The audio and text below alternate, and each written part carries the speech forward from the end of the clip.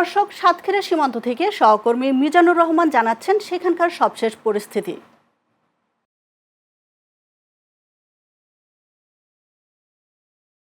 হ্যাঁ মালা, আপনাকে ধন্যবাদ।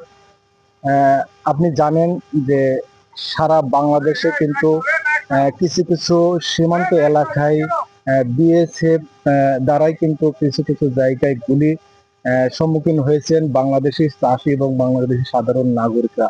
তো আজকে যেখানে উপস্থিত আছি সাতক্ষীরা সদর ভুমরা স্থল বন্দর এই যে বিজিবি ক্যাম্পে, এখানে আপনাকে একটু দেখাতে চাই। দেখেন, সাতক্ষীরা জেলায় কিন্তু শান্তিপূর্ণভাবে এখানে কোনো সহিংসতা ছাড়াই এবং শান্তিপূর্ণভাবে এখানে কিন্তু বিজিবির সদস্যরা তারা কিন্তু যথাযথ সীমান্ত রক্ষার দায়িত্বে তারা কিন্তু পালন করছেন এবং শক্ত অবস্থানে আছেন। বিএসএফ বা বাংলাদেশ বিজিবির দ্বারা কোনো কিছু সহিংসতা ঘটে নাই।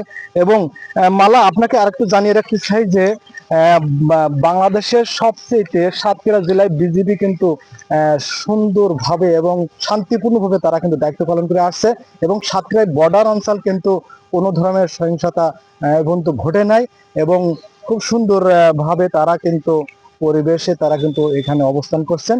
মালা, এই ছিল আমার কাছে সাতক্ষীরার সীমান্ত এলাকার সর্বশেষ পরিস্থিতি। ধন্যবাদ আপনাকে।